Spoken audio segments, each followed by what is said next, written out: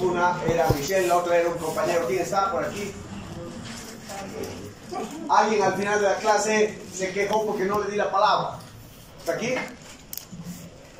Ah, claro, ahora no viene. Se queja como marica y ahora no viene. Michelle, ¿qué querías decir? Ah, ya no se acuerda. Oh. Número 1. Bueno. ¿Alguien tiene algún comentario? El tema de ayer es un tema muy apasionante. En realidad, si lo vemos desde una perspectiva que nos atañe particularmente. ¿Alguien se ha quedado con alguna duda? ¿O alguien se ha quedado con ganas de comentar algo?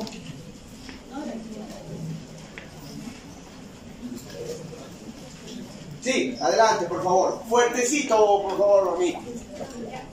En una anterior clase, exactamente en la que habla de John Gray, nos decía de que la izquierda, o sea, que está todo polarizado, izquierda y derecha, que gracias a eso había el populismo. Ya, no estábamos hablando de esa clase, pero te voy a contestar, está bien. Lo que dice John Gray es lo siguiente, que más bien la polarización entre izquierda y derecha se ha hecho muy difusa. Por ejemplo, aquí en Bolivia, ¿no?, los que se dicen de izquierda son en teoría de izquierda, pero utilizan métodos que pertenecen al neoliberalismo. Y los de derecha tampoco son tan liberales, porque en el fondo lo que hacen es seguir nomás una apuesta donde ya no hay ideología. El concepto más importante, anotate, de John Gray, es la desideologización. Más bien lo que él reclama es que ya no hay grandes ideologías. Se ha desideologizado el mundo de la política. Y como ya no hay partidos que representan ni a la izquierda ni a la derecha en términos ideológicos, entonces lo que han surgido son estos movimientos populistas, que no tienen ideología, que son básicamente movimientos que responden a problemas inmediatos, sin planificación, sin proyecto, eso. ¿Te queda claro? Sí, porque justamente estaba en contrariedad con lo que dije en la anterior clase, ahora ya está. Ah, ya. Está bien.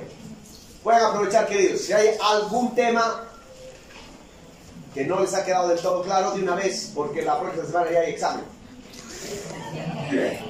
Y va a ser orado. Y va a ser recontra difícil. Claro, tienes que aprovechar el primer parcial para reducir la cantidad de estudiantes.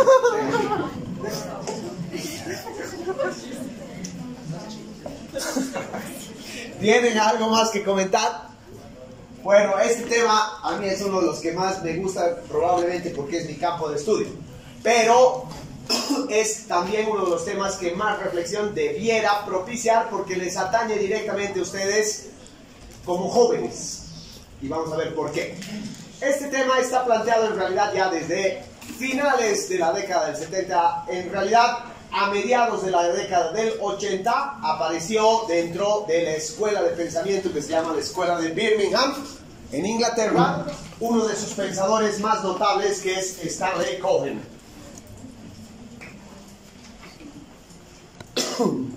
Él, a raíz de una serie de movimientos que se dieron en Inglaterra en los 80, movimientos, vamos a llamar revolucionarios, o más que revolucionarios, movimientos de reacción ante el modelo neoliberal, con todo lo que la Margaret Thatcher hizo en Inglaterra, detectó que estos movimientos, que eran en su gran mayoría de jóvenes, ¿no?, la sociedad los identificaba como movimientos de o drogadictos, o pandilleros, o maleantes. Entonces, a partir de ese fenómeno, es que Stanley Cohen compone su concepto de pánicos morales. Pueden encontrar en el internet un librito llamado Pánicos Morales. Y de hecho, queridos, si encuentran cualquier otro texto de cualquier otro autor que tenga el concepto pánico moral, ya proviene de Cohen. O sea, ya es una creación de él, se podría decir, ¿ya? Todos los otros autores, porque hay muchos que han empezado a escribir sobre esto, un poco que están basados en el pensamiento de este ñatito.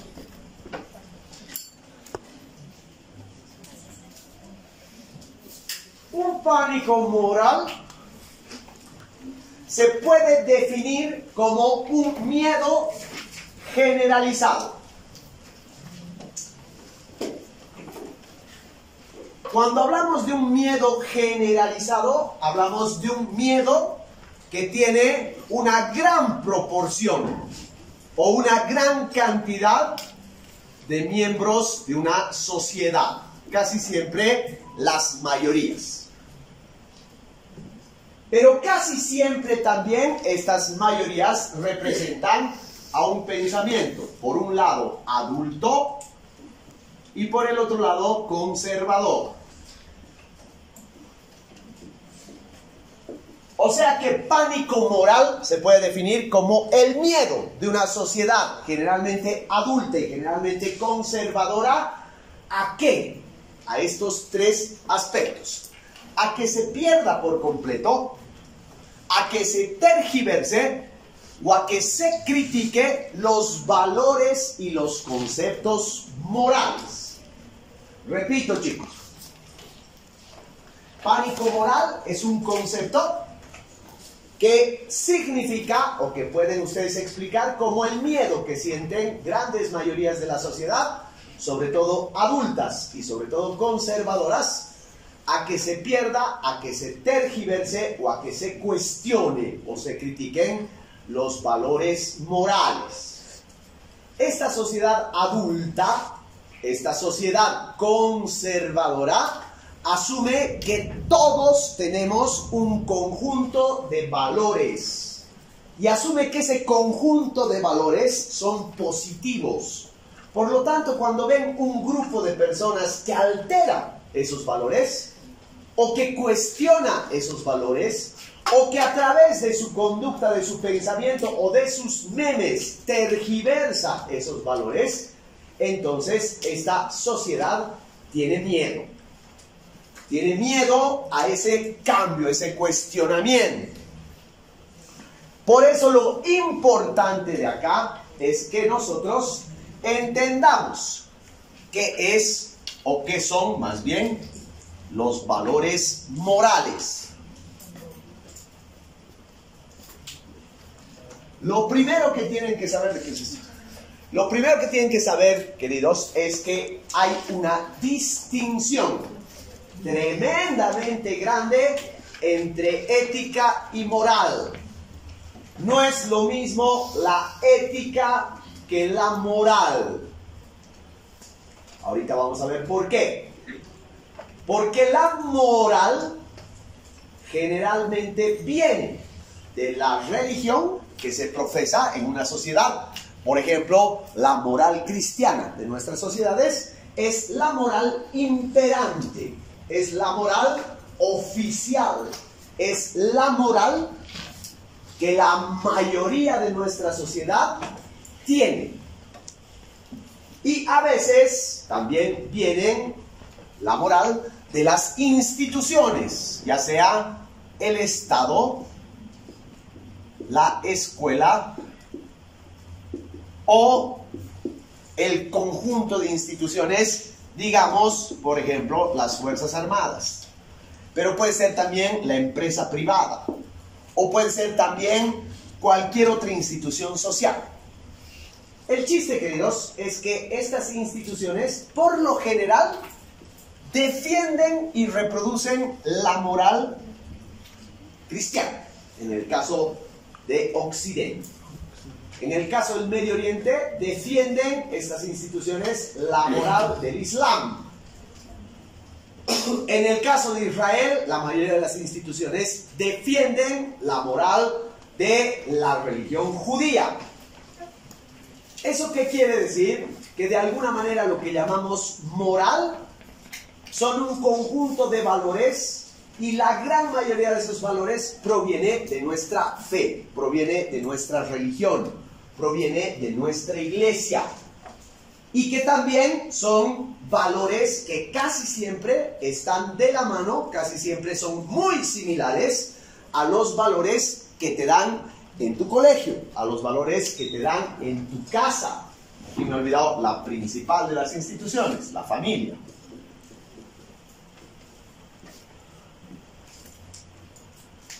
A eso llamamos moral. Si les hago una pregunta, chicos, a ver quién quiera responder. ¿Qué valores dirían ustedes Denme, solamente díganme 2 o 3 valores que les hayan dado su familia.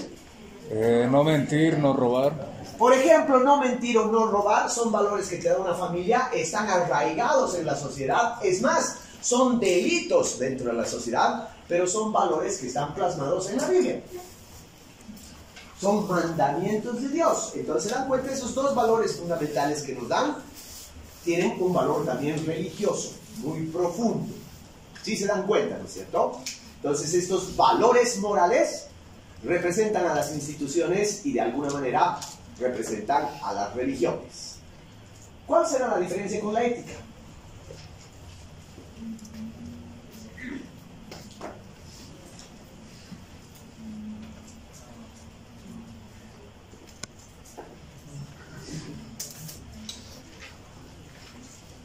Si no robar y no mentir son valores morales, ¿qué es la ética?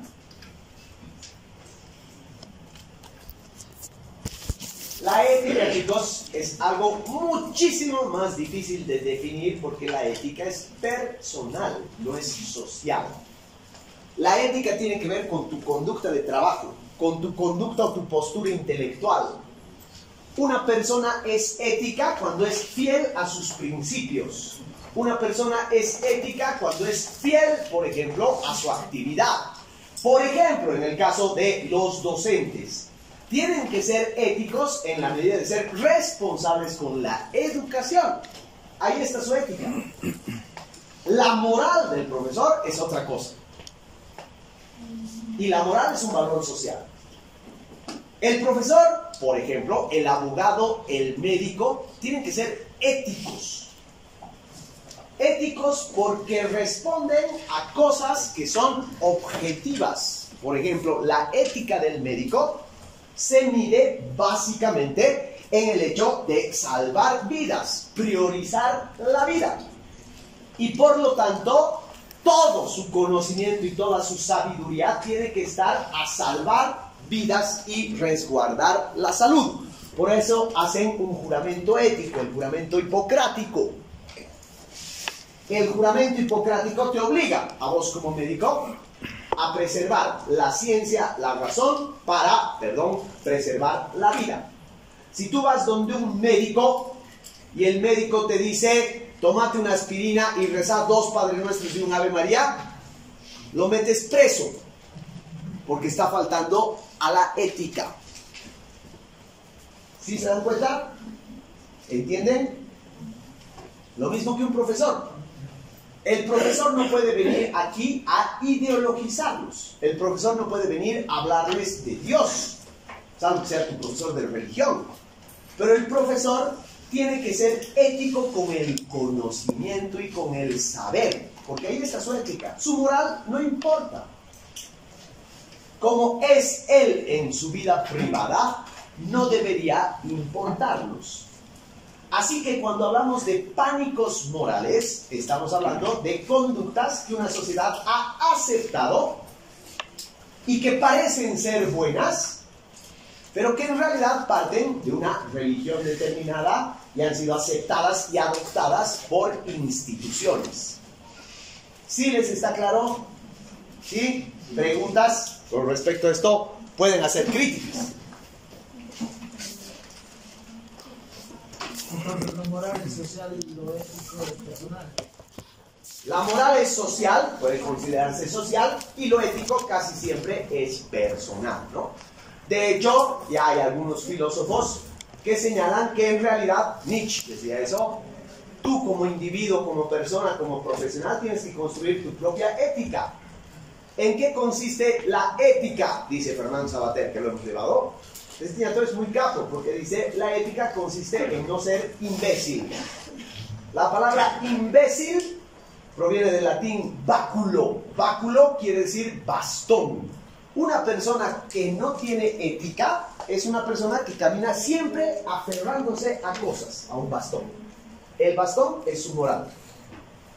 Entonces, el hecho de ser una persona muy cristiana, el hecho de ser una persona que va todos los domingos a misa, el hecho de ser una persona que respeta el orden familiar, no significa que sea buen tipo. significa que sigue una moral social. No significa que él sea una buena persona o que sea ético.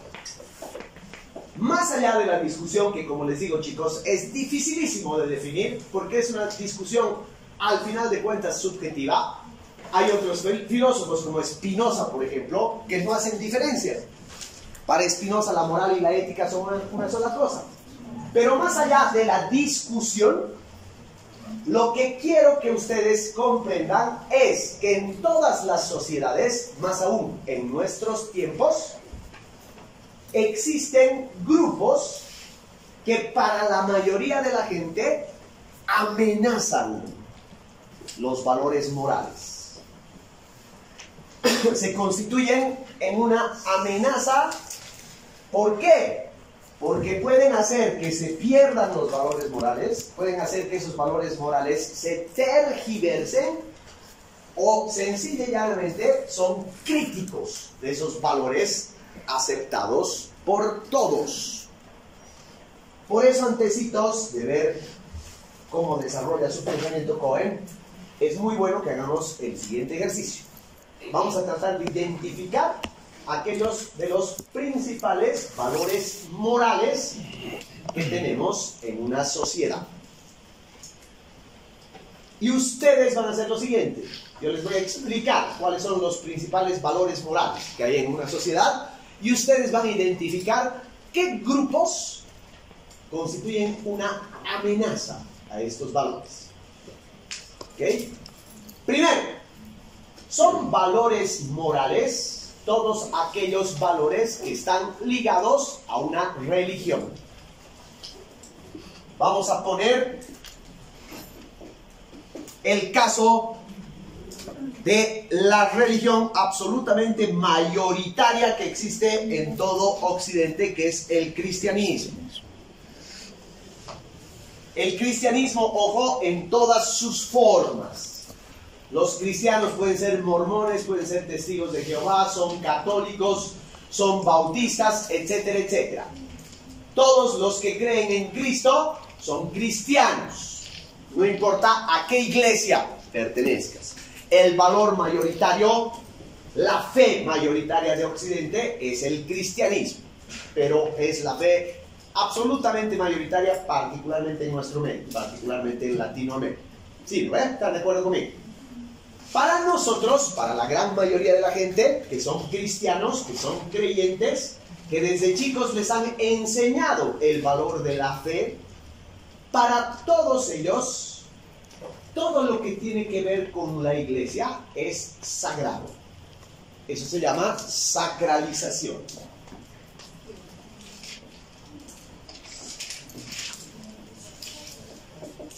¿Qué cosas son sagradas?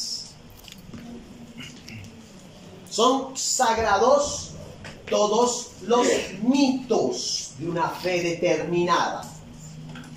No importa a qué iglesia pertenezcan ustedes, ¿cuál es el mito fundamental de Cristo? ¿Quién era Cristo? El Hijo de Dios, correcto. ¿Qué ha pasado con Cristo? Ha sido martirizado por el bien y para salvar todos los pecados. Y después ha resucitado. Eso es una idea absolutamente sagrada para todos los cristianos. Es un mito. Ni siquiera, chicos, para que se pongan a pensar, reitero, queridos, cuando toque estos temas tan polémicos que tienen que ver con la religión, por ejemplo, o con el fútbol, estos temas tan polémicos no los hago para molestarlos a ustedes, los hago simplemente para propiciar la reflexión. Para los cristianos, la figura de Cristo, el mito de Cristo, es sagrado, y sin embargo no hay un solo historiador que haya mostrado la existencia de Cristo. No hay uno solo. El único que menciona de esa época es Flavio Josefo, y ni siquiera menciona a Cristo, menciona a los cristianos, que seguían, según ellos dice Josefo, a un tal Cristo. Pero eso no le importa a la gente que es creyente. le tiene absolutamente sin cuidado. Ni siquiera se han puesto a discutir el valor histórico o no de Cristo. Simplemente creen en eso. Y están en su pleno derecho. ¿Eso qué quiere decir? Que la figura y el mito de Cristo es incuestionable. No se lo puede discutir. Y por tanto es absolutamente sagrado. Para los católicos, en concreto, la Virgen es una figura sagrada, incuestionable, absolutamente sagrada e incuestionable, lo mismo que Dios, el Espíritu Santo. Entonces, todos los mitos que parten de una fe, no conozco muy bien, tal vez estoy metiendo la pata. Si hay alguno de ustedes que pertenece a la Iglesia de Jesucristo de los Santos de los Últimos Días, me corrigen. Pero, por ejemplo, ellos tienen un profeta, John Smith. Esa figura es sagrada. No, obviamente, no lo van a comparar con Cristo. Pero para ellos representa su fundador, representa su guía. Y lo siguen porque esa figura es incuestionable. Entonces, desde las religiones, los mitos que te plantean todas las religiones son sagrados, no se cuestionan, no se conflictúan. Lo mismo pasa con los ritos. Los ritos se los cumplen al pie de la letra. Los ritos sirven para la permanencia y la reproducción de tu cultura.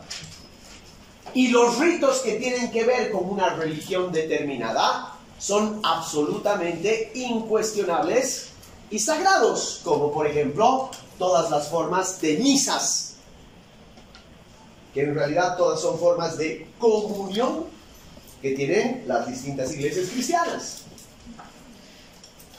La Iglesia Católica tiene un ritual, una misa, que tiene una serie de partes. No conozco los rituales de esa comunión de otras iglesias cristianas, pero los tienen.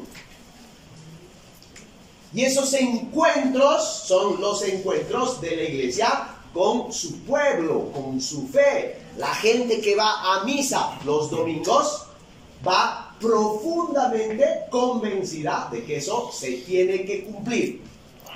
Y lo cumple con toda su fe. Y eso es incuestionable, es sagrado.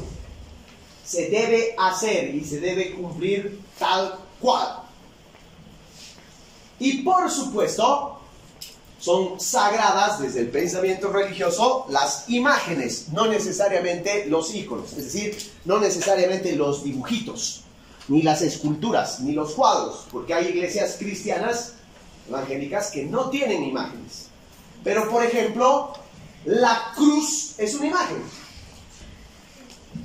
Ya sea la cruz que está pintada por el Greco donde se ve un Cristo sangrante, o la cruz llana y simple que manejan varias iglesias, es un icono, es una imagen y es sagrada.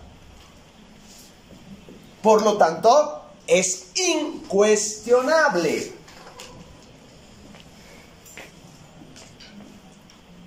El problema está en esto. ¿Qué pasa si yo, a la procesión del Viernes Santo que ya se acerca, voy desnudo y me hago la burla de la imagen de la Virgen y escupo en la cruz? Linchamiento. ¿Qué va a pasar? ¿Qué no va a pasar? Lo lincha. Dime, hermano. Ya, sobre los ritos, se dice que se cumple al pie de la letra, ¿verdad? ¿Y qué pasa en el caso de los católicos cuando acostumbraban a celebrar dos fiestas? Uno por la resurrección de Cristo y el sábado porque, bueno, era según ellos sagrado.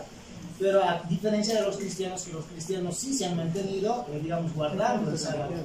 Y los católicos, por miedo y leyes que habían con sanciones, pues se han pasado el día domingo. Entonces ahí estarían violando esos ritos. La verdad, yo chico era, no me acuerdo. Vamos a ver. No te podría decir, porque no soy la persona menos indicada para responderte esto. Solamente te puedo dar una perspectiva histórica. Todo rito es sagrado, chicos, pero eso no significa que todo proceso cultural cambie, se transforma, se adapta. La Navidad, como se celebra ahora, es muy distinta a lo que se celebraba antes, ¿te acuerdas? ¿No? O sea, quiero decir, te das cuenta, ¿cierto? Entonces siempre hay cambios, siempre hay adaptaciones, siempre hay transformaciones.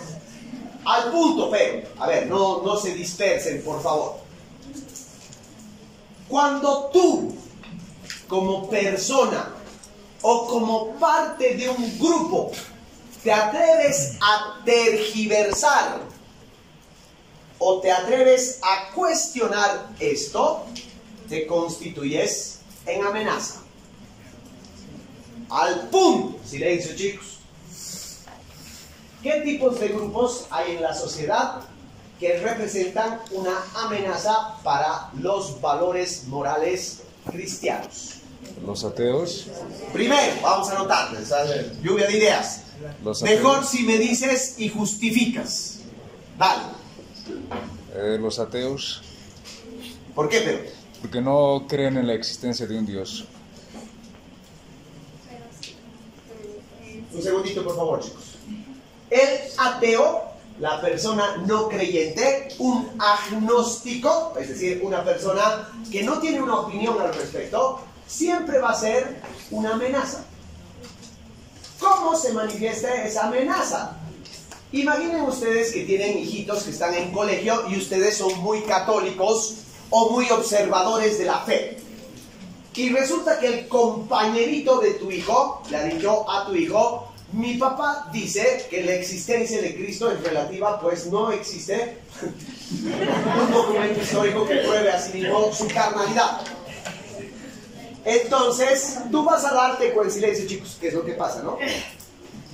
El papá de ese chiquito muy católico, muy cristiano, va a ver en el otro papá una amenaza. Va a haber un peligro. ¿Y qué va a decir? No quisiera que mi hijo se junte con este.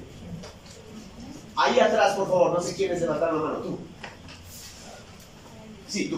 No solo quería aclarar que una vez me dijeron que ateo no significaba que no creas en Dios, significaba sin las reglas de Dios. Ese es agnóstico.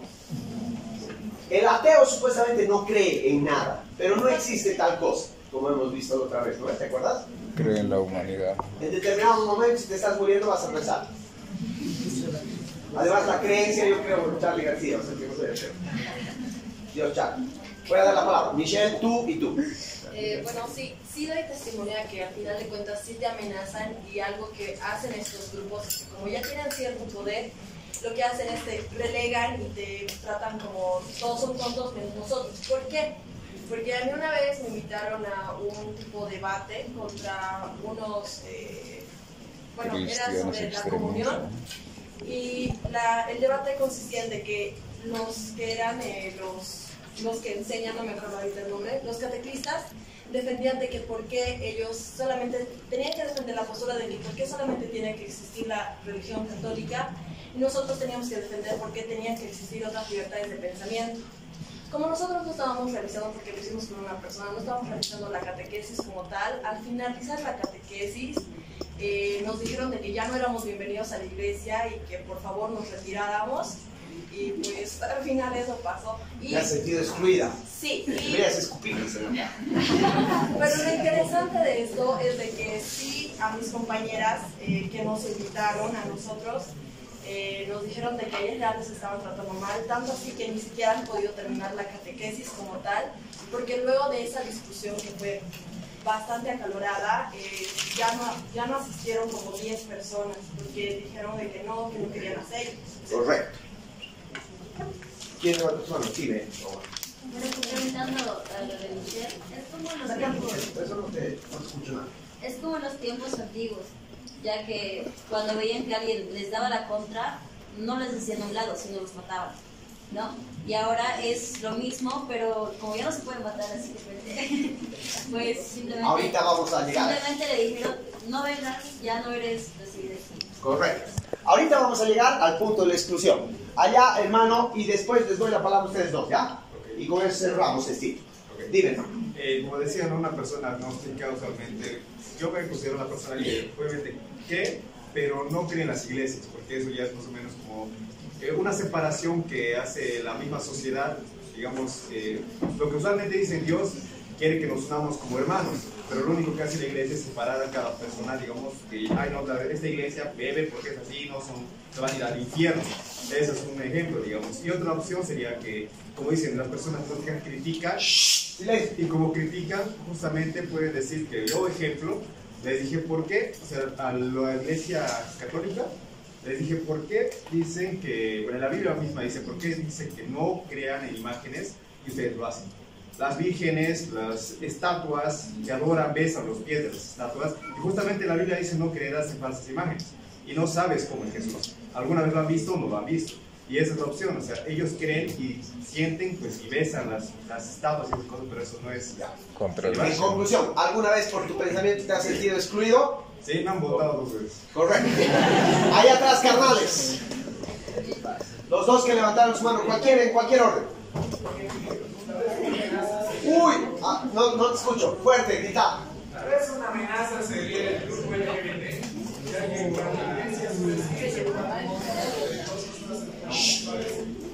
Sí, pero eso va en otro lugar. Ten paciencia.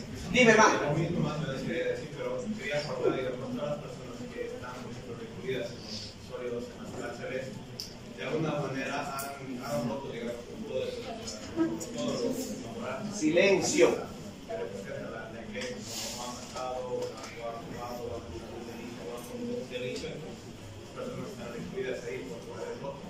Entonces se presenta así una amenaza. También aportando lo del compañero, la comunidad LGBT digamos, de alguna forma una amenaza.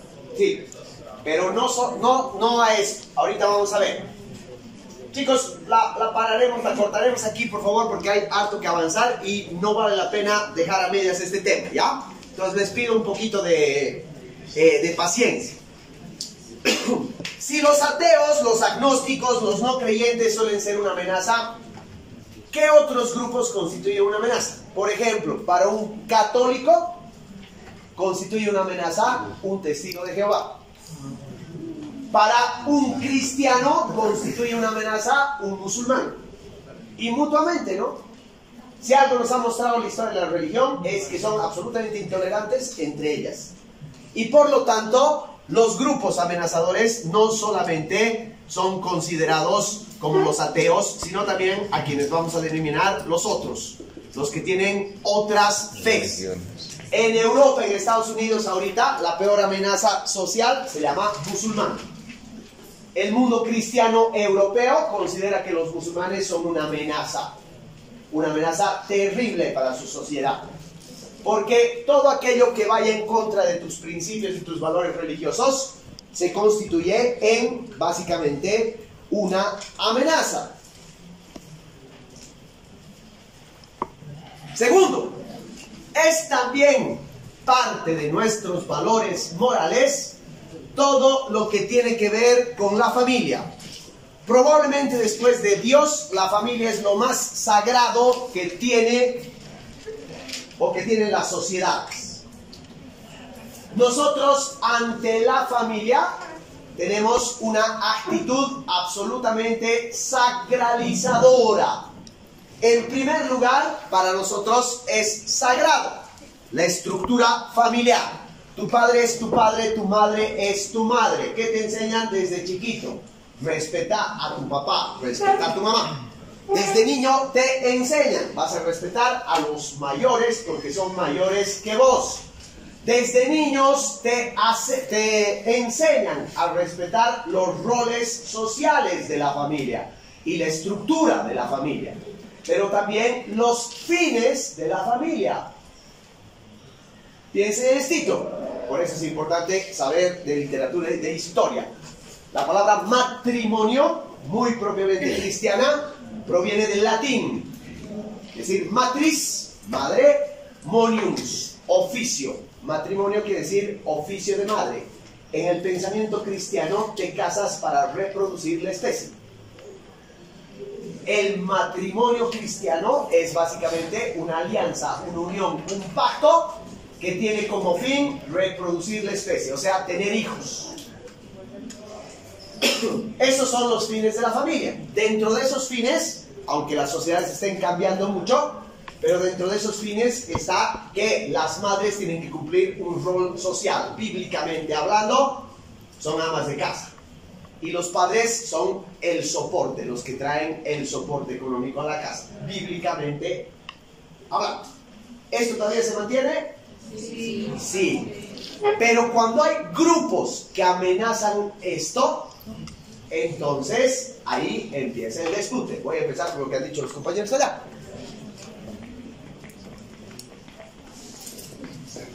El movimiento LGBT es un movimiento que amenaza los valores estructurales, no de la fe, sino de la familia. ¿No es cierto? Porque no concibe la sociedad que puedan existir otros roles sociales y mucho menos no concibe el pensamiento religioso, la diversidad sexual. Son absolutamente amenazadores para esta sociedad, porque estos movimientos representan un cuestionamiento de las bases de la familia. Y las bases de la familia, quieran o no, chicos, quieran o no, están estructuradas en torno a la prédica religiosa. Si un valor de la familia es la reproducción de la especie, el tener hijos, todos aquellos que defienden la despenalización del aborto son amenazas. ¿Quiénes abiertamente defienden despenalizar el aborto? No, ¿qué grupos quiero decir? Ahorita va a empezar a decir yo soy antiabortos. Los progres. El feminismo, por lo menos el buen feminismo, porque hay buen feminismo, se basa y se centra sobre una libertad del cuerpo. En esa libertad del cuerpo no hay libertinaje, es simplemente el derecho a decidir. Y el derecho a decidir se fundamenta sobre razones médicas o se fundamenta sobre razones de tipo económicas o se fundamenta sobre razones simplemente de elección personal. En cambio, todos los que están en contra de la despenalización del aborto, todos, discúlpeme, queridos, pero el único razonamiento que tienen es religioso. Porque el único argumento que tienen para oponerse a la despenalización del aborto está en base a sus creencias religiosas y sus valores religiosos. Entonces, cuando hay una crítica o cuando hay una reacción frente, por ejemplo, a los movimientos LGBTs que empezaron en los años 80 o a los últimos movimientos feministas que han vuelto a estallar en una nueva ola, es porque se están agendando estos temas que son tan delicados y tan complejos y que no nos da la gana de asumirlos nosotros porque no queremos separarnos de nuestros valores y principios religiosos y por lo tanto nos constituimos del resto de las personas en mirar a los gays o mirar a las lesbianas o mirar a las feministas y decir, este es peligroso. Este es peligroso, no quiero que, fíjense, el debate, no te metas conmigo.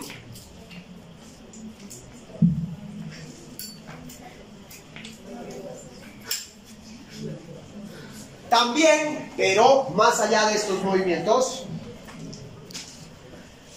mucho más allá de estos movimientos, existen grupos sociales al interior de nuestras realidades que simple y llanamente consideran la posibilidad de vivir su sexualidad de manera libre. Son heterosexuales, pero no les interesa casarse, no les interesa tener hijos, no les interesa formalizar una relación. Es más, hay muchos grupos, hay muchos grupos que tienen relaciones de parejas mezcladas. Estos neatos, si se visibilizaran un poco, no sé, es muy difícil, pero si hubiera una visibilización de estos grupos que pregonan la unión libre, serían una amenaza total. ¿Cómo vas a hacer eso? ¿Cómo vas a pregonar algo que está en contra de los valores morales? Y por tanto, todos estos grupos en este momento constituyen una amenaza a la moral que proviene desde la enseñanza familiar. Y como les decía, después de los valores religiosos, la familia es lo más sagrada que existe en una sociedad conservadora. Y por último, son valores morales lo que llamamos una conducta apropiada a determinadas circunstancias.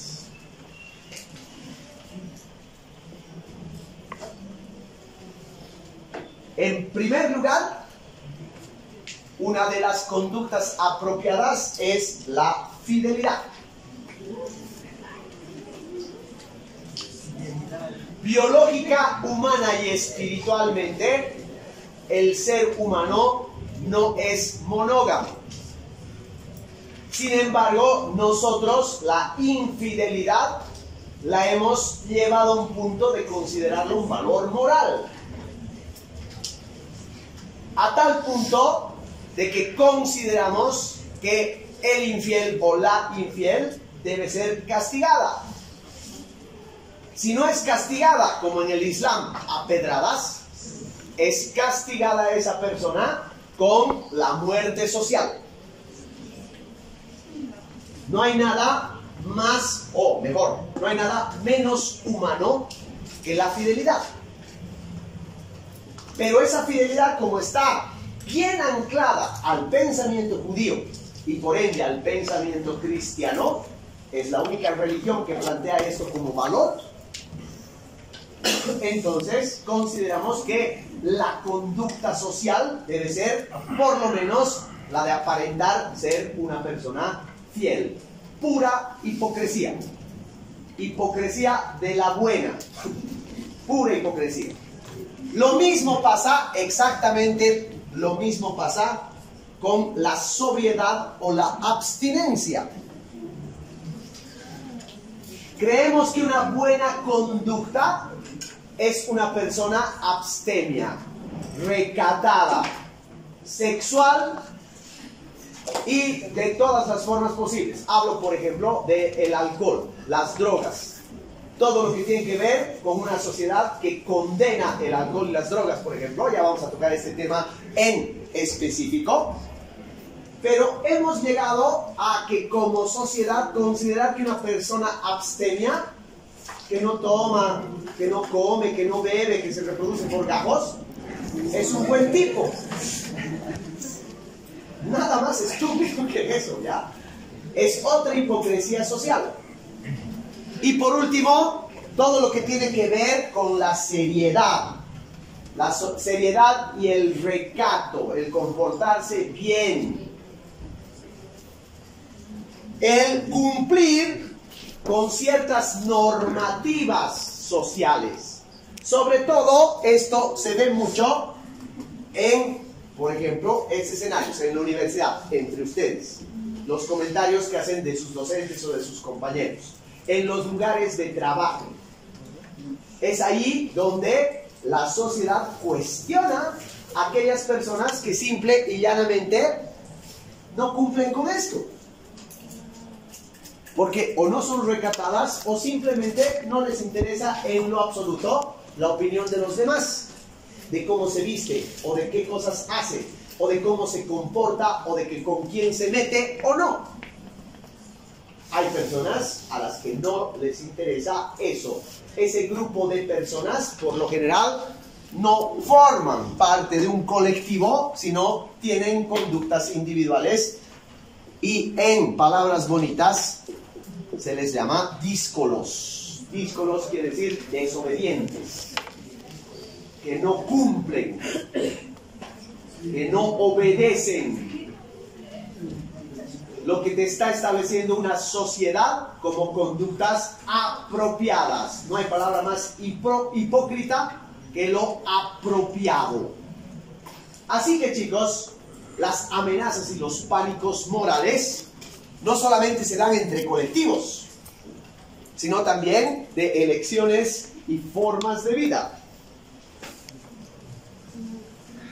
Y eso hace que esa sociedad generalmente adulta y generalmente conservadora sea una sociedad que está constantemente temerosa de que sus hijos, ¿no?, estén en el mismo colegio o en la misma cuadra donde existe un ateo, o donde existe un gay, o donde existe un infiel, o donde existe un borracho. Todo eso causa pánico moral. Lo que debe... A ver, tranquilos, tranquilos. Lo que debe importarles a ustedes como comunicadores es que el desarrollo de estos pánicos morales es un tema que sigue un proceso. Y en ese proceso está en juego cómo hacemos que estos grupos ya no existan en la sociedad. A eso se llama exclusión. Cómo invisibilizarlos, cómo mantenerlos al margen, cómo hacer que estos grupos se moderen, cómo negar su existencia. ¿Quiénes hacen eso? Todos de una u otra manera. ¿A través de qué? Uno, líderes de opinión. Cuando hablamos de líderes de opinión, estamos hablando de tu papá y las cosas que te dice en tu casa, o las cosas que te enseña, que generalmente te va a reproducir esto. Pero es tu papá, es tu líder de opinión. Y si tu papá te dice que ser gay es malo, entonces tú lo vas a creer y lo vas a asumir. Pero también está tu profesor. Y también está tu pastor, tu guía espiritual, tu sacerdote. Y también está el que, no sé, el que trabaja en tu comunidad. Esos líderes de opinión generalmente están transmitiéndote estos valores morales. Y al transmitirte esos valores morales, te están transmitiendo pánicos morales. Porque te están transmitiendo en el fondo la idea de no seas como ellos, cuidado que seas así. No hagas esto que hace este fulano. Eso, chicos, lo agarran después los medios de comunicación y lo amplifican. Los medios de comunicación amplifican el mensaje de exclusión. Por ejemplo, la cobertura de la prensa que hace a el movimiento de María Galindo es vergonzoso, porque se centra exclusivamente en el escándalo. Se centra exclusivamente en aquello que puede ser escandaloso. Entonces, los medios de comunicación reproducen los valores sociales y reproducen el pánico moral. Y lo amplifican. Y luego vienen los actores políticos, el alcalde, la policía, el presidente, que ese es el peor porque dicta leyes. Y entonces, por quedar bien con las mayorías, por quedar bien con los medios de comunicación, se dan políticas de exclusión. Leyes que excluyen o que les privan a todos ellos de su libertad de hablar, de expresarse. Entonces, ¿qué está aconteciendo? El debate mundial cada vez está siendo más encarnecido por los pánicos morales, sobre todo porque tenemos un juguete nuevo que se llama redes sociales. Y como vamos a ver en su debido momento, las redes sociales, con todas las ventajas que tienen, con todo lo poderosa que puede ser y lo hermosa que es o que son, también puede ser una fábrica de idiotas que amplifica el pensamiento de esos pánicos morales. y siembra pánico. Aunque se me ocurren miles de ejemplos, ahorita se me viene a la cabeza, por ejemplo, tú sabes, ¿no? Esa pintora orureña que ha pintado un cuadro sobre el carnaval de Oruro en que ha cuestionado que el carnaval de Oruro es una borrachera. La han matado, socialmente hablando. La han matado, la han destruido. La han hecho mierda por plantear su visión del carnaval. Pero la han destruido. ¿Y quiénes? No el Estado, no la iglesia, la gente. La gente común y corriente. El comentadorcito, el opinadorcito. El tipo que cree que es dueño de una moral, cuando su moral es una moral absolutamente hipócrita, porque es solamente de él, y de su fe, y de su religión. Entonces, ese pánico moral no solo lleva a la invisibilización, sino que convierte a todos estos grupos en sospechosos. Ah, ella es lesbiana, entonces posible criminal. Él es gay, ah, posible degenerado. Él es metalero, ah, posible drogadicto. Es así. Y en eso, muy pronto, más temprano que tarde, lo que va a pasar es que se va a dar un enfrentamiento real. Y ese enfrentamiento real va a llevar a una criminalización que puede terminar en censura, como está pasando en muchos países, sin ir más lejos, en el Brasil. Les he comentado que en el Brasil las iglesias han tomado tanto control y tanto poder dentro del Parlamento que han anulado leyes que estaban avanzadísimas 20 años con respecto a toda Latinoamérica. ¿Qué es lo que ocurre? El pánico moral genera básicamente un clima de incertidumbre, un clima de sospecha, un clima de intolerancia que ahora, con las redes sociales y con las nuevas formas de la comunicación instantánea, se está haciendo más visible. Si a esto le sumas el tema del crecimiento de las religiones, si a esto le sumas la sociedad del espectáculo que le encantan estos shows, entonces estás viviendo en un planeta que cada vez se parece más a la Edad Media. De aquí a poco vamos a quemar brujas en las calles. Claro. Pero, ojo chicos, y con esto termino. También se da el proceso en que estos grupos, como pasa con algunos grupos feministas, por ejemplo, ¿no?, se sienten tan perseguidas que inmediatamente crean su propio bloque y empiezan también a perseguir a los otros. Eso lo vamos a ver en la próxima clase porque se llama la cultura de la cancelación, que es una porquería igualita a esta.